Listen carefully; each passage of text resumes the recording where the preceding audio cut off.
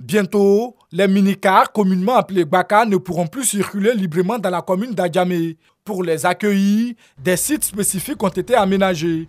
Au nom de ces sites, l'ancienne ferraille d'Adjamé. Cet espace de 25 hectares deviendra l'un des principaux pôles dédiés au Gbaka. Sur place, les bulldozers sont à pied d'œuvre. Travaux de remblaiement, aménagement des voies, le chantier est en cours. Cette décision du district autonome d'Abidjan vise à fluidifier la circulation. C'est une cité dortoir. Alors, le matin, à partir de 4h du matin, on ne dort plus.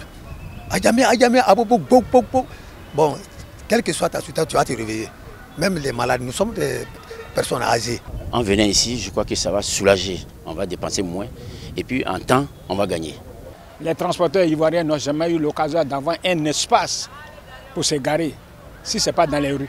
Nous sommes très contents. Si certains saluent une initiative qui pourrait améliorer le trafic, d'autres en revanche redoutent un impact négatif sur leur activité quotidienne. Ça ne nous arrête pas. Après, la distance est loin. On ne peut pas prendre les clients de Yopougon pour les faire descendre au pont frère, puis ils vont marcher pour rentrer à Djamé. Si les Gbaka n'arrivent plus, quels sont les véhicules qui vont entrer? Ça sera un peu difficile.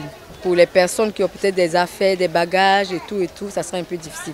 Ou pour des personnes qui ne peuvent pas marcher, faire de longues distances, ça sera un peu quand même difficile. C'est faisable à un certain niveau, mais ce n'est pas opportun. Parce que le faire aujourd'hui, Manu Militari, va créer obligatoirement des soubresauts dans la société. Nous souhaitons simplement que le gouverneur et le maire d'Adjamé puissent associer pleinement l'ensemble des acteurs du transport. Face aux inquiétudes, la mairie d'Adjamé tente de rassurer. Selon le maire Farid Ousmaoro, cette réorganisation s'accompagne de mesures pour atténuer les désagréments. Notre commune est prise d'assaut tous les jours par plus de 15 000 Gbaka qui viennent à Djamé. Ça crée beaucoup de désagréments à nos populations.